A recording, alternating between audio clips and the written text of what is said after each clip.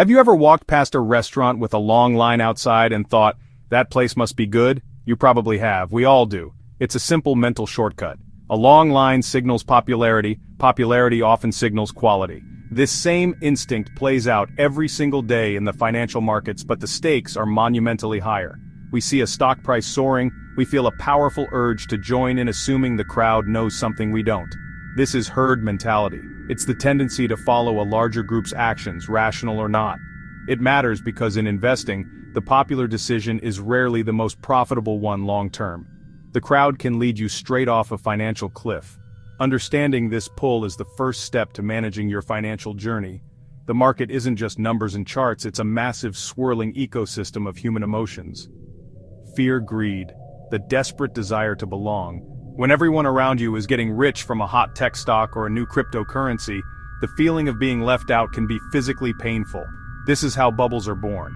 Not from spreadsheets, but from the simple human fear of being the only one on the sidelines. Our brains are wired for survival, not for navigating the complexities of the modern stock market. For tens of thousands of years, our ancestors survived by sticking together. If you saw the rest of your tribe suddenly run from a rustling in the bushes, you didn't stop to analyze the situation, you ran. Hesitation could mean being eaten by a lion. This deep-seated instinct to follow the group is a feature, not a bug, of human evolution. It's a powerful social proof mechanism. We assume that if many people are doing something, it must be the correct thing to do. This bias saved our skin on the savannah, but it can wreak havoc on our brokerage accounts. It's a primal software running on modern hardware. This ancient wiring creates a powerful psychological cocktail when mixed with money. One key ingredient is the desire for comfort, the avoidance of pain. Making a decision that goes against the grain is socially and psychologically difficult. If you buy a stock that everyone else is selling and it goes down, the feeling of regret is amplified. You feel foolish and isolated. However, if you buy a popular stock that everyone else is buying and it goes down, the pain is lessened. You can tell yourself, well, nobody saw it coming because you were part of a collective mistake. This desire to avoid unique regret pushes us toward the safety of the herd, even when the herd is marching toward a predictable disaster. In the world of investing, however, this ancient survival instinct is a cognitive trap, one that turns our natural desire for community into a dangerous mechanism for financial self-destruction. History is littered with the wreckage of investment herds gone wrong. The stories are always different, but the psychology is always the same. Perhaps the most famous example is the Dutch tulip mania of the 1630s.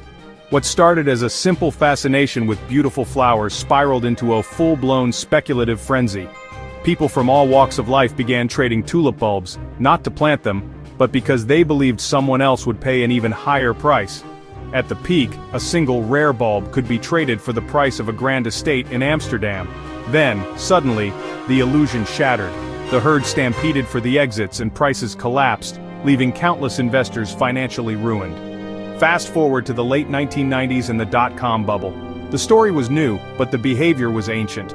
The promise of the internet created a gold rush mentality.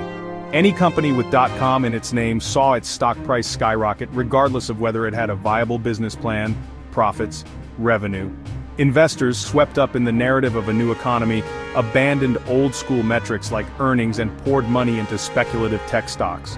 When the bubble burst in 2000, the Nasdaq index lost nearly 80% of its value, wiping out trillions of dollars in wealth and showing that the herd is often wrong. But herd mentality doesn't only lead to disaster. Sometimes the crowd is right, at least for a while. The rise of large technology companies like Apple, Amazon, and Google over the last 2 decades is a prime example. However, even in these success stories, the danger of herd mentality lurks. The popularity of these stocks has, at times, pushed their valuations to extreme levels.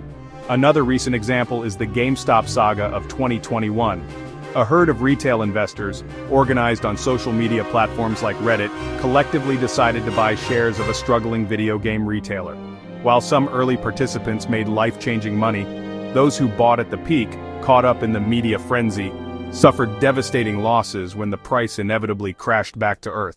The most obvious danger of following the investment herd is buying high, selling low. You get swept up in the excitement and buy an asset at the peak of its popularity, only to panic and sell it after it has crashed.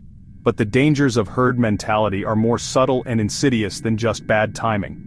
One of the biggest hidden costs is the erosion of critical thinking. When you outsource your decisions to the crowd, the muscle you use for independent analysis begins to atrophy. You stop asking important questions like, is this company actually profitable? Is this asset's price justified by its underlying value? This dependency on the crowd creates a fragile investment strategy. A portfolio built on popular opinion rather than fundamental conviction is a house of cards. When the market sentiment inevitably shifts, as it always does, you have no anchor. You don't know why you own what you own, other than the fact that it was going up and everyone else was buying it. This lack of conviction is what leads to panic selling at the worst possible moment. An investor who has done their own research and understands the long-term value of their holdings is far better equipped to weather the storm of a market downturn. They can hold on or even see the downturn as a buying opportunity because their decisions are rooted in logic, not popularity. Another hidden danger is the opportunity cost. While you are busy chasing the hot stock of the moment along with everyone else, you are ignoring countless other less glamorous opportunities. The world of investing is vast, and the greatest rewards are often found in the quiet, overlooked corners of the market. By tying up your capital in the most crowded trades, you are forfeiting the chance to be an early investor in the next big thing. True wealth is often built not by joining the current parade, but by patiently positioning yourself for the parade that is coming next. Recognizing herd mentality in the wild is one thing, spotting it in your own thought process is another challenge entirely. It's a subtle bias that often masquerades as common sense. The first step is to become a detective of your own emotions. Before you make an investment decision, pause and ask yourself, why am I doing this? Is your primary motivation a well-researched belief in the long-term prospects of this asset? Or is it a nagging feeling of anxiety because your friends are all talking about it and you feel like you're being left behind? If the fear of missing out, or FOMO, is a major driver, that's a giant red flag. Honest self-interrogation is your first line of defense. A second technique is to actively seek out dissenting opinions. Our natural tendency is to look for information that confirms our existing beliefs. This is called confirmation bias, and it's the best friend of herd mentality. If you are excited about a stock, make it a rule to find and read the most intelligent arguments against buying it. What are the bears saying? What are the risks that the enthusiastic crowd is ignoring? Another practical test is to pay close attention to your sources of information. Companies' financial reports, your own analysis, viral social media post, hyped-up news headline, casual conversation with a neighbor. When the source of your excitement is primarily social chatter rather than fundamental data, you are likely being influenced by the herd. Finally, try the empty room test. Imagine you are the only person on earth who knows about this investment opportunity. Would you still make the same decision? If the appeal diminishes once you remove the social context, then a large part of its appeal was likely the herd itself. Breaking free from the herd is not easy. It requires conscious effort and the development of strong habits.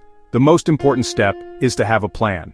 Before you ever invest a single dollar, create a personal investment policy statement. This is a written document that outlines your financial goals, your time horizon, your tolerance for risk.